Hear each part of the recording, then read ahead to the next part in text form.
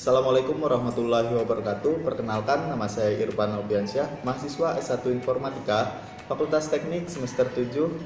Dan di sini saya akan melakukan review hasil resum sebagai syarat tugas UAS mata kuliah Digital Forensik dengan dosen pengempu Bapak Kamarudin MKom. Baiklah, langsung ke review yang pertama, yaitu pertemuan pertama pada mata kuliah ini dengan judul Digital Forensik. Perkembangan zaman teknologi berkembang dengan pesat dan tentunya memberikan dampak positif dan negatif. Positifnya, memajukan dan mensejahterakan manusia. Negatifnya, memundurkan dan kerugian bagi pengguna yang tidak memanfaatkannya dengan bijak. Teknologi informasi dan komputer dalam perkembangannya telah membuka dimensi lain dari teknologi, yaitu kejahatan komputer atau cybercrime. Baiklah, kita sekarang masuk ke bagian segmen cybercrime. Di tengah pesatnya perkembangan teknologi, salah satu dampak yaitu menimbulkan kejahatan baru di dunia digital yang disebut dengan cybercrime. Masalah baru yang ditimbulkan yaitu mikro atau perorangan, makro atau komunal, publik, dan efek domino. Cybercrime perlu ditangani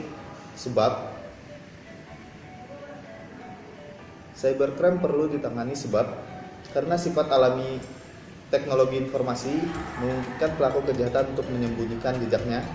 Cybercrime tidak memiliki batas geografis, dapat dilakukan dengan jarak dekat atau jarak jauh dengan hasil yang sama.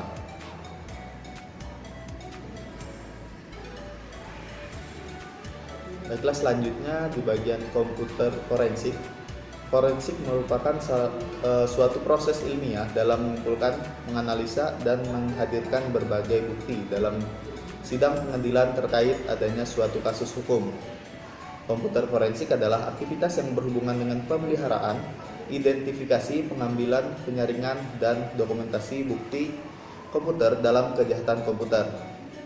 Komputer forensik yaitu menggabungkan keilmuan hukum dan juga komputer. Mengumpulkan dan analisa data dari sumber daya komputer. Yang pertama, sistem komputer. Yang kedua, jaringan komputer. Selanjutnya, jalur komunikasi, media penyimpanan, aplikasi komputer. Selanjutnya, data elektronik, bukti digital.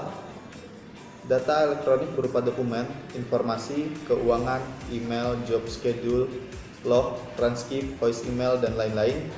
Bukti digital yaitu informasi yang dapat dalam bentuk atau format digital, baik berupa bukti real maupun abstrak atau perlu diolah dulu sebelum jadi bukti real. Contoh hukum kejahatan komputer. Yang pertama ada Economic Espionage 1996, The Computer Security 1987, dan lain sebagainya. Spesifikasi komputer forensik. Yang pertama, forensic disk. Yang kedua, forensic system. Yang ketiga, ada forensic jaringan komputer. Dan yang keempat, ada forensic internet. Bidang keilmuan forensik. Yang pertama ada forensic patologi. Yang kedua ada forensic dentistry. Yang ketiga ada forensic antropologi, ada psikologi forensik, forensik teknologi informasi, forensik komputer, dan explosion analysis. Baiklah, kita akan beralih ke pertemuan yang kedua. Di pertemuan kedua ini dengan judul Profesi Ahli Forensik IT. Meningkatnya kejahatan di bidang IT menyebabkan profesi atau keahlian yang berkaitan dengan masalah pengungkapan adanya kejahatan ini dibutuhkan. Seorang analisis forensik dalam kerjanya membantu penegak hukum atau pimpinan keamanan perusahaan. Selanjutnya ada programmer versus ahli komputer forensik. Kita akan bahas yang pertama, yaitu programmer. Poinnya, yang pertama, bekerja melawan diri sendiri, mencoba memperbaiki permasalahan yang kita buat sendiri. Sedangkan ahli komputer forensik bekerja menyelesaikan kejahatan komputer melawan seorang programmer. Keahlian komputer forensik biasanya dibutuhkan oleh yang pertama ada jaksa, detektif, perusahaan asuransi, penegak hukum, dan perorangan atau individu. Selanjutnya, Pengetahuan yang diperlukan oleh ahli forensik. Yang pertama paham tentang dasar-dasar hardware dan bagaimana kerja sistem operasi secara umum. Bagaimana partisi drive, hidden partition, dan di mana tabel partisi bisa ditemukan dalam sistem operasi yang berbeda. Mengetahui bagaimana master boot record dan drive geometri. Memahami hide, delete, recovery file, dan directory bisa dipercepat pemahaman pada bagaimana tool forensik dan sistem operasi yang berbeda bekerja. Dan yang terakhir, familiar dengan header dan extension file yang bisa jadi berkaitan dengan file tertentu. Selanjutnya kita masuk ke kriteria ahli forensik. Menurut Peter Sommer atau Visual City Associated Forensic Technician, berikut karakteristik atau kriteria ahli forensik. Yang pertama, metode yang berhati-hati pada pendekatan pencatatan rekaman. Yang kedua, pengetahuan komputer, hukum, dan prosedur legal. Yang ketiga, ahli utility. Selanjutnya, peduli dan memahami implikasi teknis dari setiap tindakan penguasaan modifikasi pada data. Berpikiran terbuka dan mampu berpandangan jauh.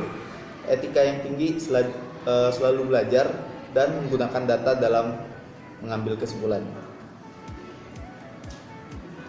Selanjutnya, aktivitas penyidik forensik. Untuk aktivitasnya, yang pertama, perlindungan sistem komputer selama pengujian forensik dari semua kemungkinan perubahan, kerusakan, korupsi data, dan atau virus. Menemukan semua file pada sistem seperti file normal, terhapus, hidden, password protect, dan transkripsi. Recovering file terhapus, ambil isi file hidden juga bisa file temporary atau swap yang dipergunakan baik oleh sistem operasi atau program aplikasi. Selanjutnya kita ke karakteristik seorang ahli forensik. Yang pertama, berpendidikan, berpengalaman, dan bersertifikasi merupakan kualifikasi yang baik untuk profesi komputer forensik. Yakin pada setiap tindakan atau keputusan agar mencukupi untuk kesaksian di pengadilan. Semua proses dilakukan dengan menyeluruh, memiliki pengetahuan yang banyak mengenai recover data dari berbagai TV media, dan mampu memecah password dari aplikasi dan sistem operasi yang berbeda dan mempergunakannya untuk penyidikan. Objektif dengan fakta yang akurat dan lengkap, inovatif dan memiliki kemampuan interpersonal yang baik, memiliki kemampuan verbal dan oral yang baik, menggunakan penalaran dan logika yang tepat. Baik, selanjutnya ada sertifikasi ahli forensik. Yang pertama ada NCAS Certified Examiner Programmer. Yang kedua ada Computer Forensic External Certification. Dan yang ketiga ada TrueSecure Certified Security Associate. Dan masih banyak lagi untuk sertifikasi ahli forensik. Baiklah, itulah dia resume mengenai pertemuan kedua pada mata kuliah digital forensik. Oke, sekarang kita lanjut ke pertemuan yang ketiga. Di sini ada Undang-Undang Informasi dan Transaksi Elektronik. Informasi elektrik merupakan suatu atau sekumpulan data elektronik termasuk tulisan, suara, gambar, peta, rancangan, foto, electronic data, interchange atau EDI, surat elektronik, telegram, telekopi atau sejenisnya, kode, akses, simbol atau profesi yang telah diolah yang memiliki arti atau dapat dipahami oleh orang yang mampu memahaminya. Langsung kita masuk ke bagian asas pemanfaatan teknologi informasi dan transaksi elektronik. Yang pertama ada asas kepastian hukum, yang berarti landasan hukum bagi pemanfaatan teknologi informasi dan transaksi elektronik untuk mendukung penyelenggaraan yang mendapat pengakuan hukum di dalam dan di luar pengadilan. Yang kedua ada asas manfaat, berarti pemanfaatan teknologi informasi dan transaksi elektronik untuk mendukung proses informasi untuk meningkatkan kesejahteraan masyarakat. Yang ketiga ada asas hati-hati, yang artinya pihak yang akan bersangkutan harus memperhatikan segenap aspek yang berpotensi mendatangkan kerugian bagi diri maupun pihak lain. Asas itikat baik, artinya pihak dalam melakukan transaksi elektronik tidak bertujuan untuk melawan hukum yang mengakibatkan kerugian tanpa sepengetahuan pihak lain. Dan yang terakhir ada asas netral teknologi. Berarti pemanfaatan teknologi informasi dan transaksi elektronik tidak terfokus pada penggunaan teknologi tertentu sehingga dapat mengikuti perkembangan teknologi di masa mendatang. Selanjutnya kita ke bagian esensi pertukaran informasi dengan poin yang pertama bukti elektrik. Bukti elektrik menjelaskan adanya informasi elektronik yang ditukarkan dalam transaksi elektrik. Transaksi elektrik transaksi tidak sekedar pertukaran yang dapat dilihat secara fisik sebagaimana yang terjadi dalam pengertian konvensional seperti jual beli, namun pertukaran informasi elektrik melalui media elektronik. Selanjutnya ada beberapa isu mengenai hal ini. Menurut Wikranto Roys Setiadi, kemampuan internet dalam memfasilitasi transaksi antar pihak. Yang kedua masalah keberadaan pihak. Yang ketiga kebenaran eksistensi dan atribut. Selanjutnya kita ke poin informasi elektronik. Informasi elektronik harus berbentuk atau asli. Informasi elektronik atau dokumen elektronik dianggap sah bila informasi yang tercantum di dalamnya memenuhi ketentuan undang-undang sebagai berikut. Yang pertama, terjamin keutuhannya dan dapat dipertanggungjawabkan. Yang kedua, dapat diakses. Dan yang ketiga, dapat ditampilkan sehingga menerangkan suatu keadaan. Kita masuk ke poin selanjutnya, itu ada tanda tangan elektronik. Tanda tangan elektronik memiliki kekuatan hukum dan akibat hukum yang sah selama memenuhi ketentuan dalam undang-undang. Teknik, metode, sarana, atau proses pembuatan tanda tangan elektronik memiliki kedudukan hukum yang sah selama memenuhi persyaratan yang ditetapkan dalam undang-undang. Selanjutnya kita masuk ke poin penyelenggaraan sertifikasi elektronik. Penyelenggaraan sendiri terdiri atas yang pertama, penyelenggara sertifikasi elektronik Indonesia berbadan hukum Indonesia berdomisili Indonesia. Yang kedua, penyelenggara sertifikasi elektronik asing jika beroperasi di Indonesia harus terdaftar di Indonesia. Perbuatan yang dilarang: membuat daya akses informasi elektronik dan dokumen elektronik yang memiliki muatan seperti melanggar kesusilaan, perjudian, penghinaan, atau pencemaran nama baik, pemerasan, dan pengancaman.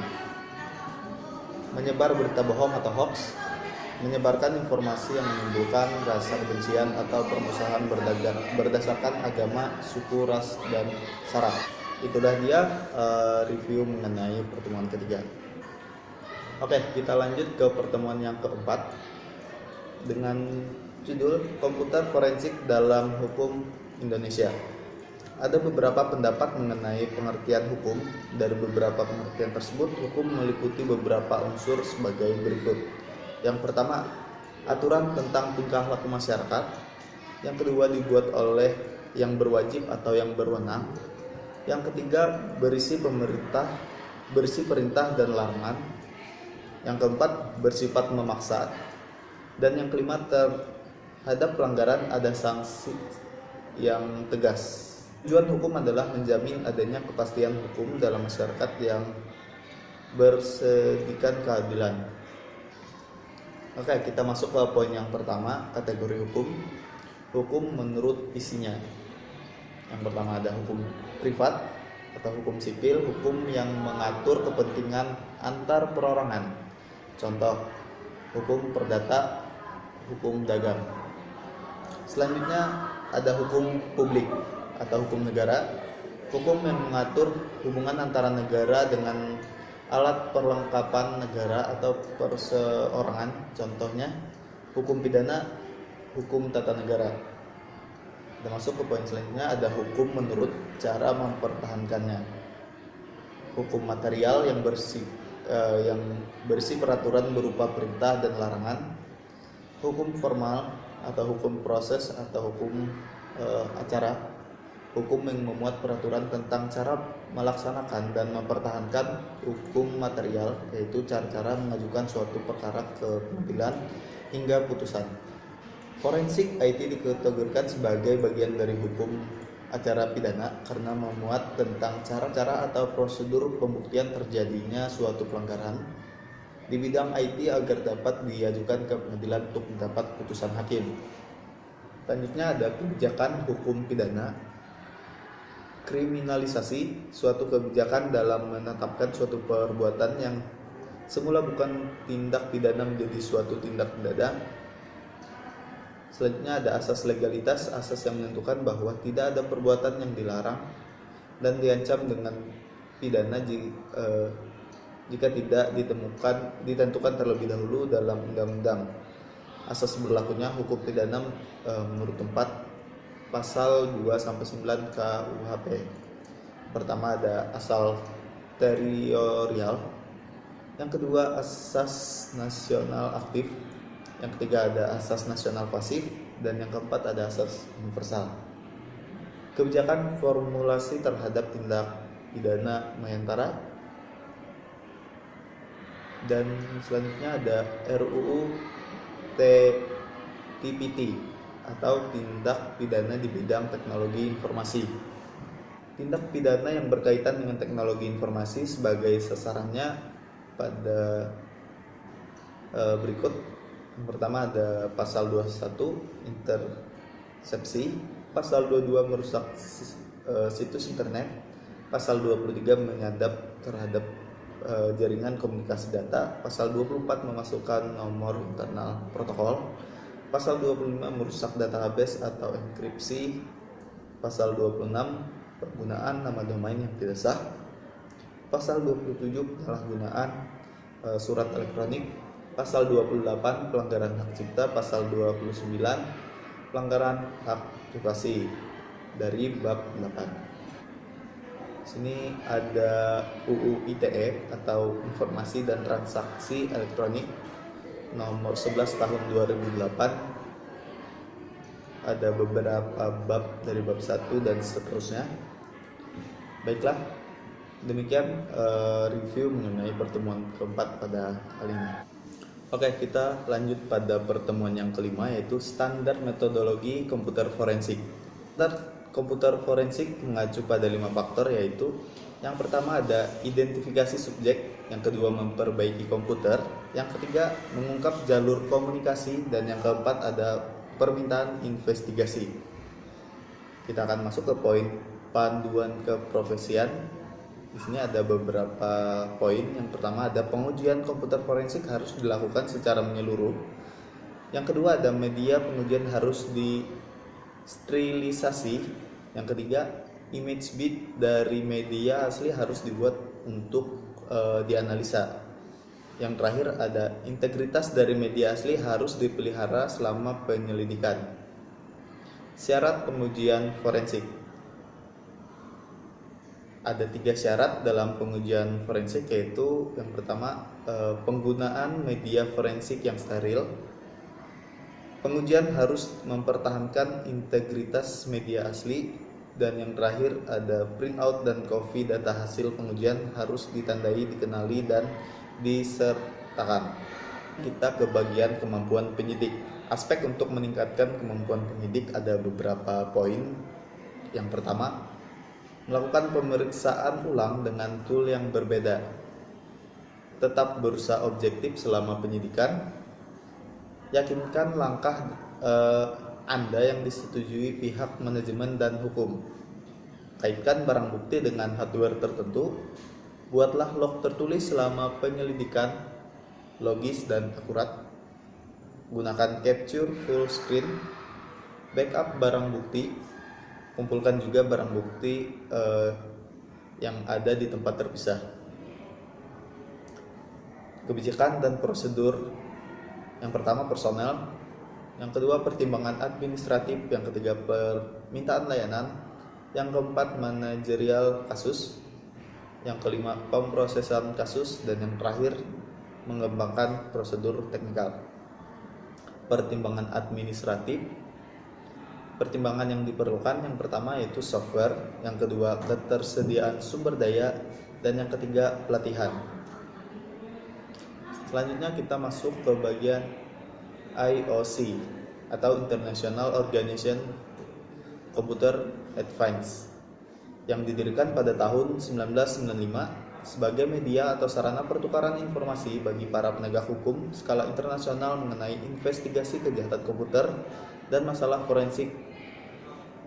Di sini ada beberapa prinsip. Yang pertama, konsisten terhadap sistem perundangan. Yang kedua, menggunakan bahan umum. Yang ketiga, berdaya tahan. Yang keempat, berkemampuan untuk melewati batas-batas internasional.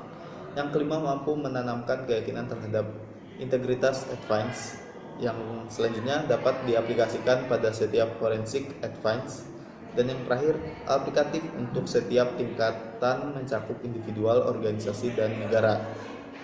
Selanjutnya kita masuk ke International Association of Computer Investigation Specialists.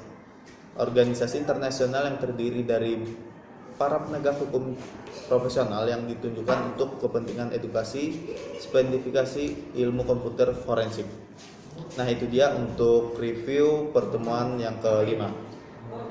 Oke, kita masuk ke pertemuan yang ke-6 dengan judul Hukum Pembuktian Kejahatan IT. Hukum pembuktian merupakan sebagian dari hukum pidana yang mengatur macam-macam alat bukti yang sah menurut hukum, sistem dalam pembuktian, syarat-syarat dan tata cara mengajukan bukti tersebut, serta kewenangan hakim untuk menerima, menolak, dan menilai suatu pembuktian.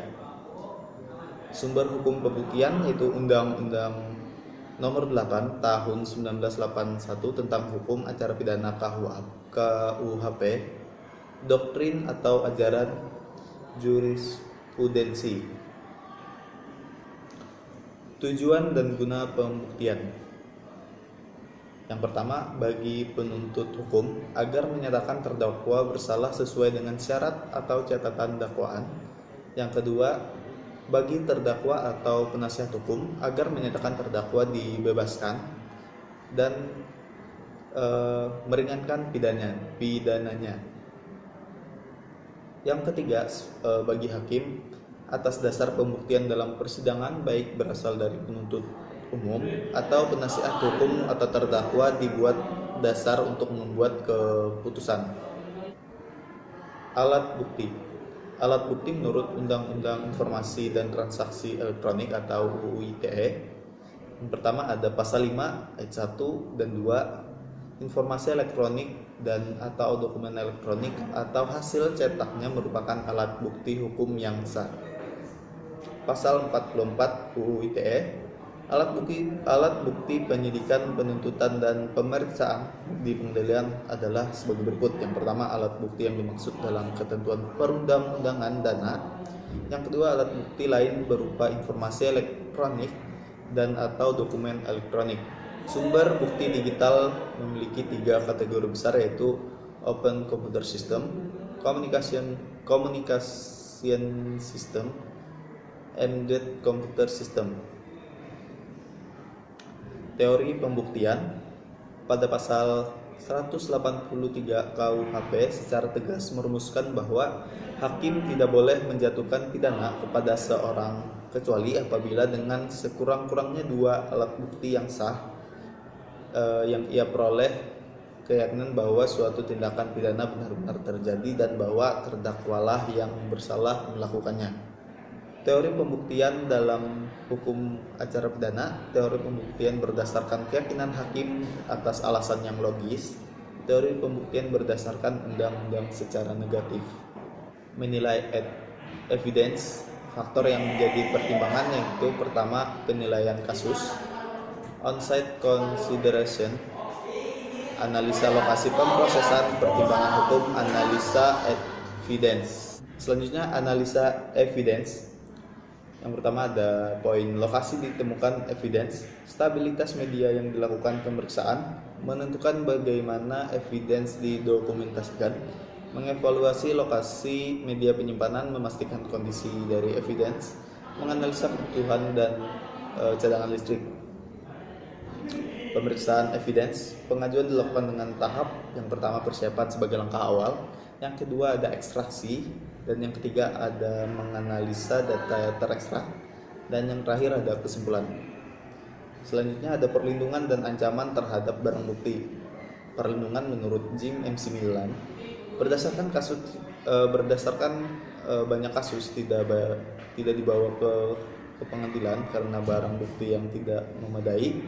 Barang bukti komputer berupa sensitif, salah menangani akan rusak, bersifat mekanis, dan ancaman dapat berupa virus, prosedur clean up, dan ancaman eksternal.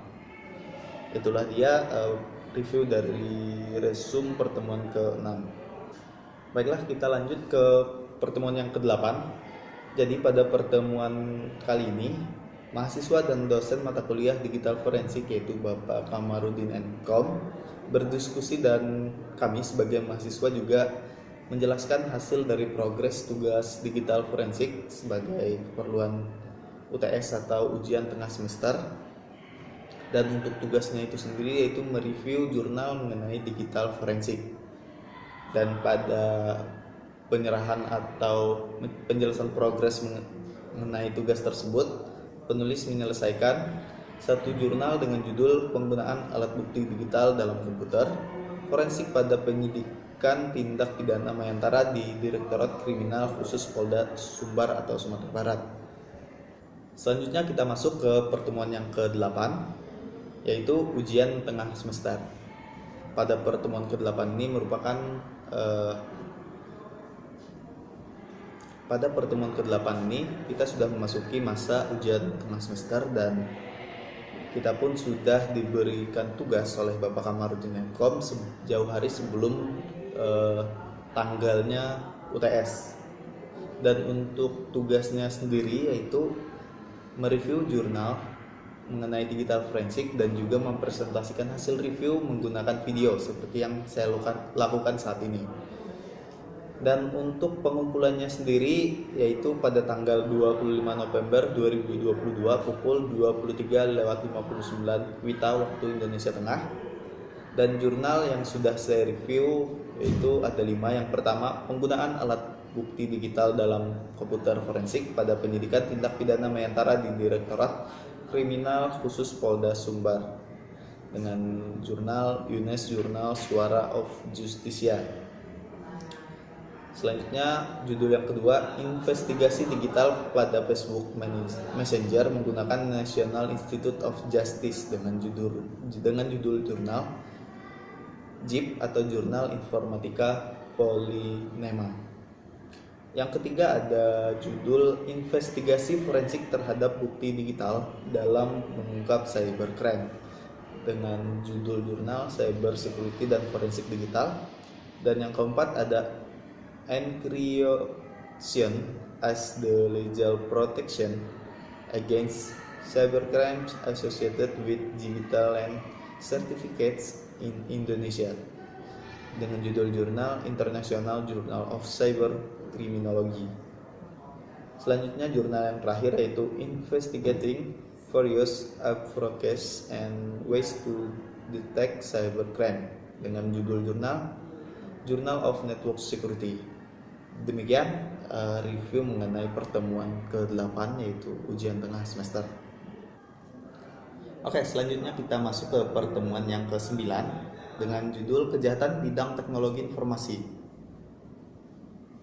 Kecenderungan insiden di bidang teknologi komputer dan komunikasi digolongkan ke dalam beberapa program hacking. Yang pertama ada paket flooding, yang kedua ada paket sniffing, dan yang ketiga ada backdoor. Kita masuk ke poin selanjutnya yaitu istilah kejahatan di bidang teknologi informasi. Yang pertama ada cybercrime, dan yang kedua ada kejahatan mayantara, yang ketiga ada computer crime, yang keempat ada computer abuse, yang kelima ada computer fraud, dan yang terakhir computer related crime. Selanjutnya kita masuk ke bagian karakteristik unik kejahatan di bidang IT. Yang pertama ada ruang lingkup kejahatan, yaitu bersifat global sehingga sulit menentukan yurisdiksi hukum negara mana yang berlaku terhadapnya. Yang kedua ada sifat kejahatan tidak menimbulkan kekecauan yang mudah terlihat, sehingga ketakutan terhadap kejahatan tersebut tidak mudah timbul. Selanjutnya ada pelaku kejahatan tidak mudah diidentifikasi, namun pelakunya menguasai penggunaan internet atau komputer. Selanjutnya ada modus kejahatan, hanya dapat dimengerti oleh orang yang mengerti dan menguasai di bidang teknologi informasi. Selanjutnya jenis kerugian yang ditimbulkan lebih luas, termasuk kerugian di bidang politik, ekonomi, sosial, dan budaya. Kejahatan di bidang teknologi informasi dibagi menjadi dua, yaitu kejahatan yang menggunakan TI sebagai fasilitas. Sebagai contoh, pembajakan, pornografi, pemalsuan, dan pencurian kartu kredit dan sebagainya. Selanjutnya ada kejahatan yang menjadikan sistem dan fasilitas IT sebagai sasaran. Sebagai contoh, pencurian data pribadi, pembuatan dan penyamaran atau penyebaran virus komputer dan sebagainya.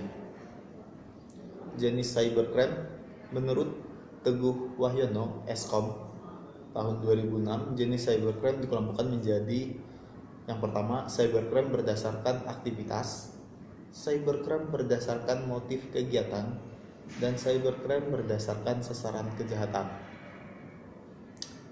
Selanjutnya kita masuk ke poin cybercrime jenis aktivitas, yaitu yang pertama ada unauthorized access, illegal contents, penyebaran virus secara sengaja, data forgery, cyberstalking, carding, hacking dan cracking, dan lain sebagainya. Selanjutnya kita masuk ke poin cybercrime jenis kegiatan. Cybercrime jenis kegiatan sebagai tindakan murni kriminal, maksudnya ada kesengajaan melakukan kejahatan.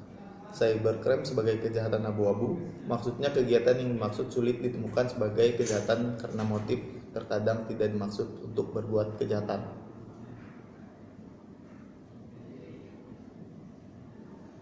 Selanjutnya kita masuk ke poin cybercrime sasaran kejahatan. Cybercrime yang menyerang individu, menyerang hak milik, dan menyerang pemerintah.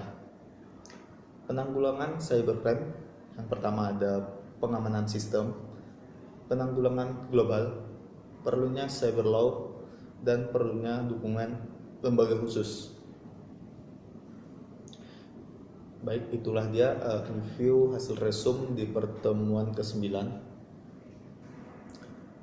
Oke, selanjutnya kita ke pertemuan 10 dan 11. Jadi di pertemuan ke-10 dan 11 ini mencakup satu materi, yaitu penanganan insiden forensik.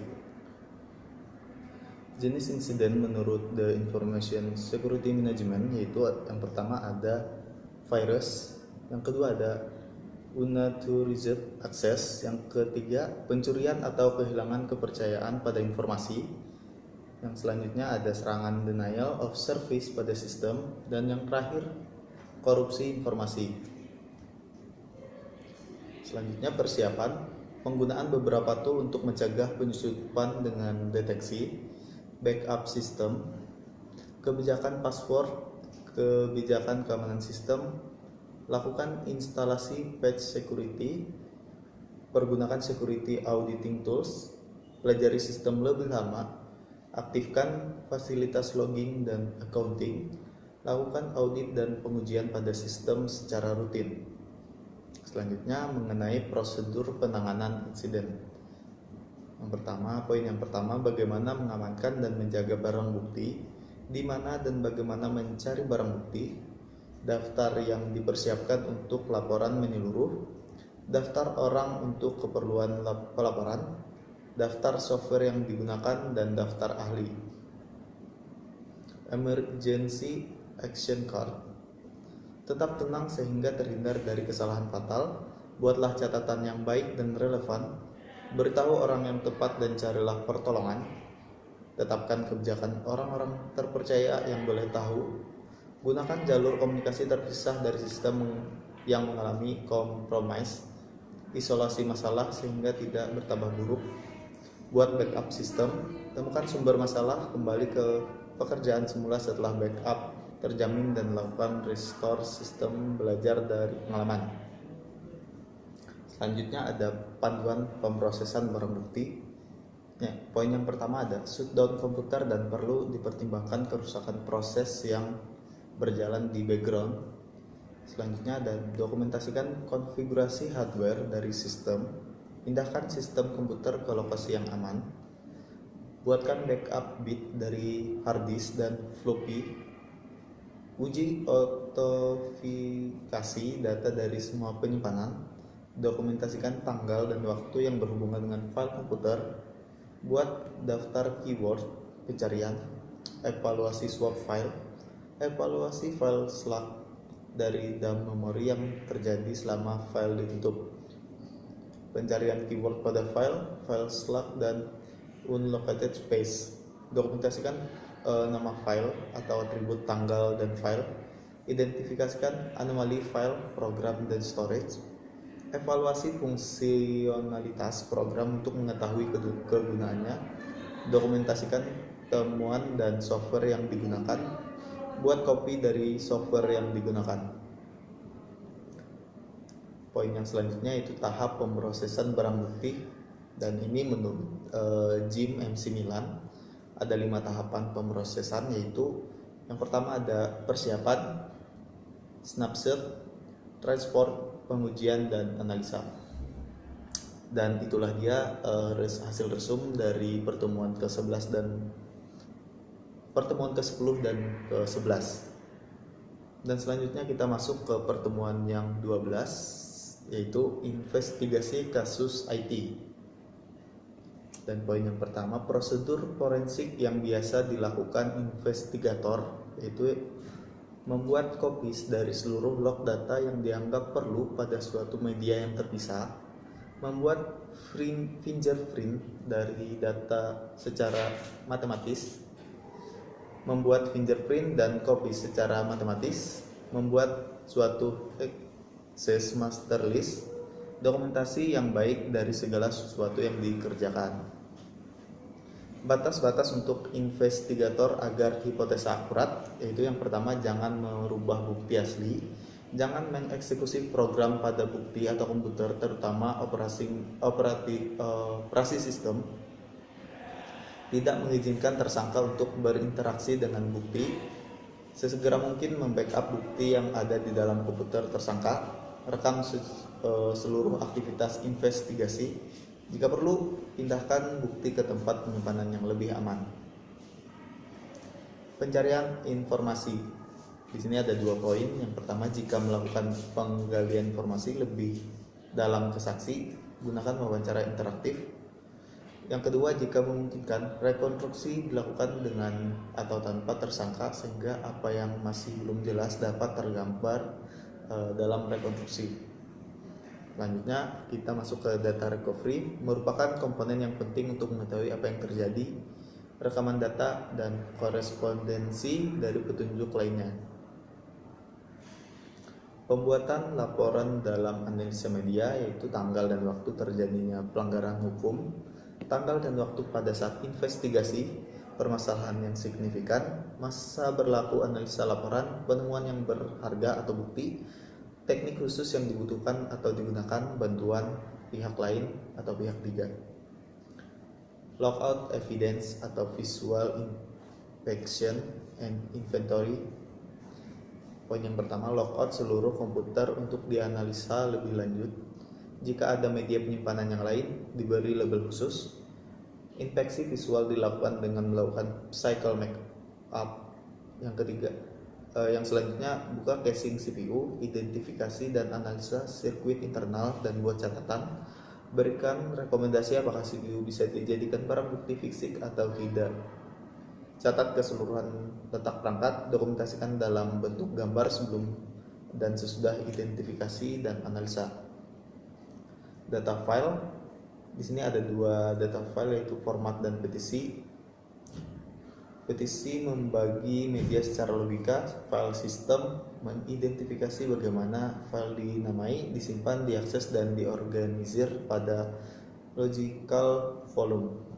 Selanjutnya ada menggunakan software forensik. Ada beberapa software untuk menangani data file. Yang pertama ada file viewer, yang kedua ada uncompressing file. Selanjutnya ada menampilkan struktur directory dalam interface grafis, mengidentifikasi file yang tidak dikenal, melakukan pencarian terhadap string atau pola tertentu, mengakses metadata. Penanganan data berdasarkan prioritas, network connection, login session, contents of memory, running process, open file, network configuration, dan operating system time. Itulah dia hasil review mengenai pertemuan yang ke-12. Selanjutnya kita akan masuk ke pertemuan yang ke-13, yaitu keamanan dalam bidang IT.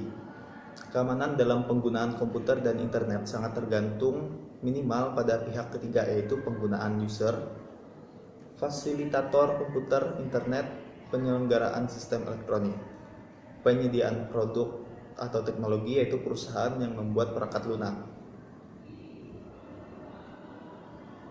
Kesadaran pengguna komputer mengenai keamanan merupakan hal yang penting karena pada akhirnya pengguna biasanya banyak menjadi korban dalam pembuatan password yang mudah ditebak, kemudian password yang dibuat terlalu singkat dan umum digunakan.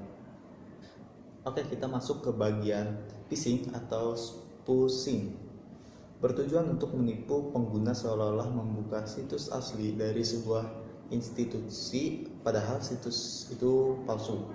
Metode ini dilakukan secara aktif, misalnya dengan mengirim email palsu berisi informasi tertentu. Cara menghindari phishing di sini ada beberapa poin. Yang pertama ada ketik sendiri dengan benar dan teliti pada web browser. Periksa dahulu keaslian link situs tersebut. Dan yang ketiga, jika login pertama gagal, segera periksa halaman web sekarang dan sebelumnya. Jika terbukti palsu, segera ganti password email kita atau password akun yang kita gunakan untuk login. Jika terpaksa menggunakan internet fasilitas umum, waspadai indikasi penggunaan program penyadapan dalam komputer yang kita gunakan, misal keylogger, sniffing, dan DNS. Program-program yang mengganggu keamanan, di sini ada beberapa. Yang pertama, adware, spyware, worm, trojan, dan virus. Selanjutnya, keamanan situs. Di sini juga ada beberapa poin, yaitu hacker log, warning message, device site, dan destroy site. Pencegahan gangguan terhadap situs, yaitu yang pertama backup database, update sistem, update web server ke versi yang terbaru, update engine web ke versi yang terbaru. Jangan gunakan nama database yang default, jangan gunakan user dan password yang default. Memasang firewall, lakukan monitoring dan cek log secara berskala. Lakukan keamanan sistem intern dari pihak-pihak yang tidak berwenang. Dan itu untuk pertemuan yang ke-13. Dan sekarang kita akan masuk ke pertemuan yang ke-14, yaitu tool forensik. Di sini ada kategori software forensik, dan di sini ada banyak sekali kategorinya. Yang pertama ada forensic software tools for Windows, image and document readers, data recovery atau investigation, lab tools, assessment utilities, Foundstone SASS tools, password cracking, network investigation, phone investigation, PDA investigation, lab tools, assessment utilities, Foundstone SysTool, intrusion detection tools, dan masih banyak lagi. Selanjutnya juga ada tools untuk komputer forensik. Sini yang pertama The Corer Toolkit, Baitback, DriveSpy, Encase, Forensic Toolkit, Merswell Suite, Drive Image Pro, Linux DD, Norton Ghost 2000, SafeBack, Snapback, Dead Arrest, dan lain sebagainya. Dan itu dia pertemuan ke-14, dan untuk pertemuan selanjutnya itu adalah UAS, dan sekarang saya juga sedang melaksanakan tugas UAS tersebut. Baiklah, demikian presentasi hasil resum mengenai mata kuliah digital forensik selama 1 semester ini, dengan ada beberapa banyak pertemuan, dan saya resum jadi satu dan saya presentasikan melalui video ini. Terima kasih sudah menonton. Mohon maaf atas segala kesalahan. Saya Irfan. Wassalamualaikum warahmatullahi wabarakatuh.